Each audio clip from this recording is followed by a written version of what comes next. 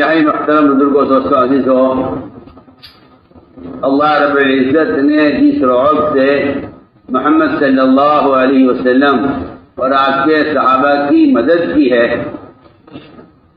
اللہ نے آپ صلی اللہ علیہ وسلم کی مدد اور آپ کے رعب کو 1 مہینے کی مسافت تک رکھا تھا، اور یہ 1 مہینے کی مسافت تک رعب کا ہونا یہ صرف آپ صلی اللہ علیہ وسلم کے ساتھ خاص نہیں تھا، بلکہ آپ کے خلفاء راشدین اور آپ کے صحابہ کے اندر بھی یہ صفت عام طور سے پائی جاتی تھی کہ ان کے بعد والوں کا رعب بھی 1 مہینے کی مسافت تک ہوا کرتا تھا۔ آخر اس کی وجہ کیا تھی؟ اگر آپ کا خیال یہ ہے کہ آپ کی خصوصیت کی بس، اس کا مطلب یہ ہوا کہ پھر آپ اس آیت پر ایمان نہیں لاتے۔ اس آیت میں یہ صاف فرما دیا اللہ تعالیٰ نے کہ اللہ تعالیٰ ایمان والوں کی مدد قیامت تک نبیوں کی نصرت کی کیفیت اور نبی کے مدد کے طریقوں کے مطابق کریں گے۔ اس آیت پر آپ کا پھر ایمان نہیں ہے۔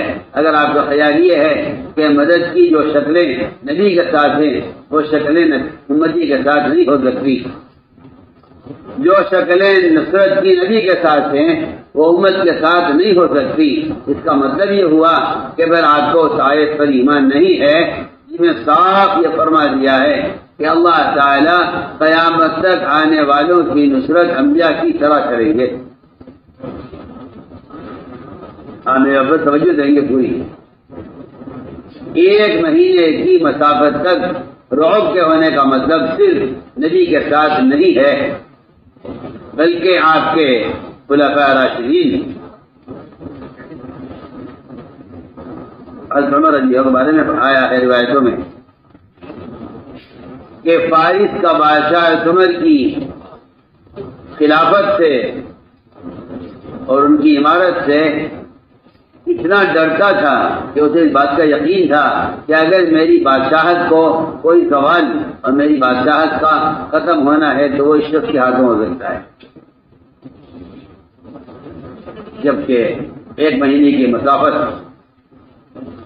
وہاں بھی تھی یہاں بھی ہے۔ آپ غور کریں گے میری بات پر۔ فارس کے بادشاہ نے عمر رضی اللہ تعالیٰ عنہ کے بارے میں یہ سوچا ہوا تھا کہ جب تک روئے زمین پر یہ شخص ہے اس وقت تک میری حکومت کو خطرہ ہے۔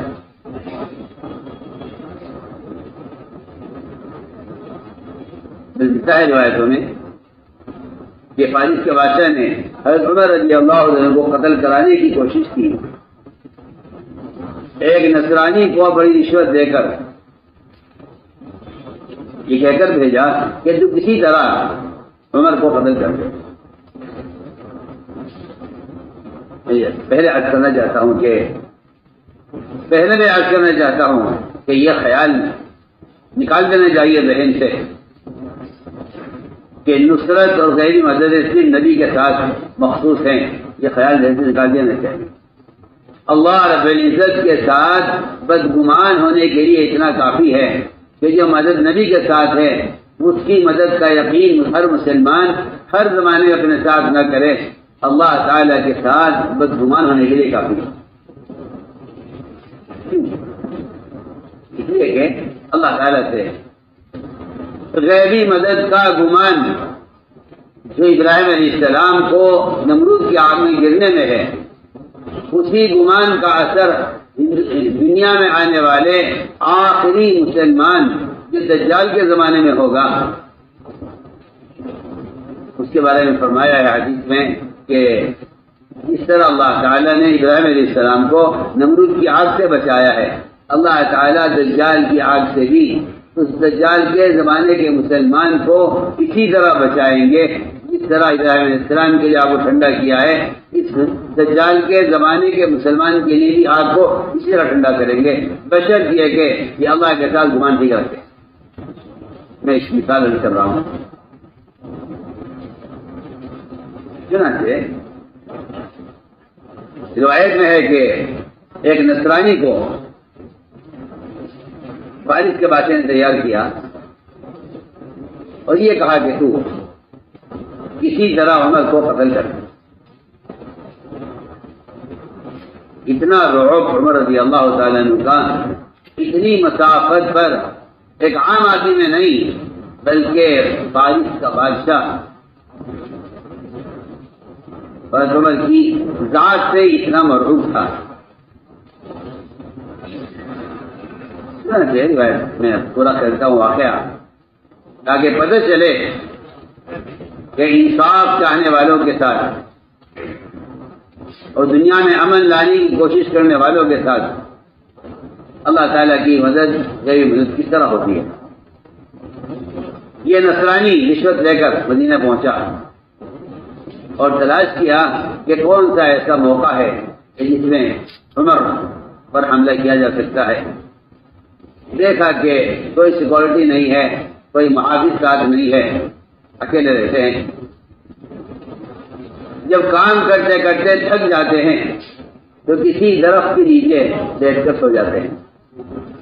اس میں ایک درخت تھا مدینہ منورہ میں جو بڑا گھنا درخت تھا۔ عام طور سے عمر رضی اللہ تعالیٰ عنہ جب تھک جاتے صبح سے شام تک کام 2 گھنٹے تک کام کرتے کرتے تو دوپہر کو زمین پر اس درخت کے نیچے لیٹ کر سو جایا کرتے۔ جب اس نے دیکھا کہ ہاں یہ ان کے آرام کی جگہ بنی ہوئی ہے، وہ چھپ کر بیٹھا درخت کے اوپر، خنجر بجھایا ہوا تھا زہر میں۔ حضرت عمر کو دیکھا کہ جب ان کی آنکھ لگ گئی اور یہ سونے لگے تو وہ خنجر لے کے اس نے وہاں سے اترنے کا ارادہ کیا۔ ابھی سرکاری تھا اپنی جگہ پہ، اچانک ایک بڑا بھیانک شیر جنگل کی طرف سے آیا اور آ کر حضرت عمر رضی اللہ تعالیٰ عنہ کے قدموں میں آ کر بیٹھا۔ اپنی زبان سے حضرت عمر رضی اللہ تعالیٰ عنہ کے تلوے کو، پیر کے تلوے کو چاٹنا شروع کیا۔ حضرت عمر رضی اللہ تعالیٰ عنہ کی نیند اور گہری ہو گئی۔ یہ حیران تھا کہ اس شخص کی مدد کا جو غیبی نظام ہے، اس کی مدد جو غیبی نظام ہے، یہ دیکھتا رہا اور یہ شیر حضرت عمر کا تلوہ چاٹتا رہا۔ آخر کچھ دیر کے بعد حضرت عمر کی آنکھ کھلی، شیر بیٹھا رہا، حضرت عمر اٹھ کے بیٹھے۔ اس آدمی نے طے کر لیا ہے کہ نہیں، اس شخص پر حملہ کرنا اور اس کو قتل کرنا ممکن نہیں ہے، اور ان کی مدد کا انتظام آسمانوں میں ہے۔ یہ ایک نصرانی کا خیال تھا کہ ان کی مدد کا نظام آسمانوں سے ہے، یہ ایک نصرانی کا خیال تھا۔ کچھ دیر شیر بیٹھا رہا، جب اس نصرانی کا ارادہ بدل گیا حضرت عمر کے ساتھ اور اس نے اسلام قبول کرنے کا فیصلہ کر لیا، تب یہ شیر یہاں سے اٹھ کے گیا۔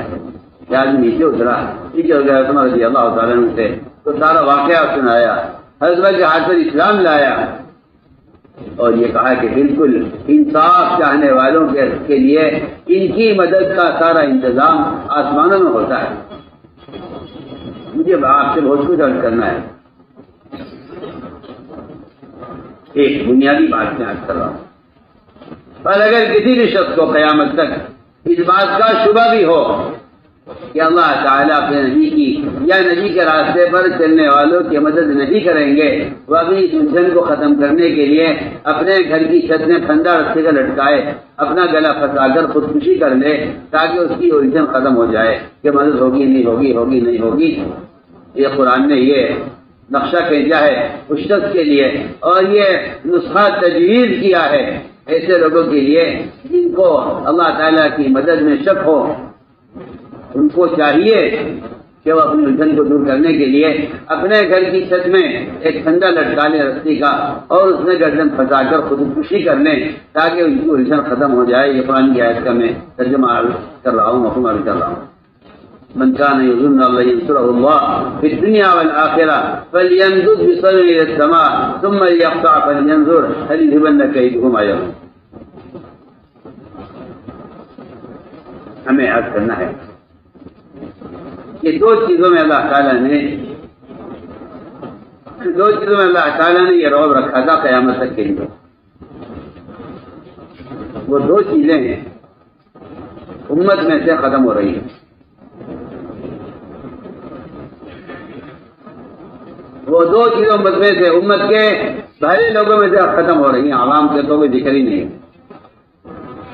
عوام کا تو کوئی ذکر ہی نہیں.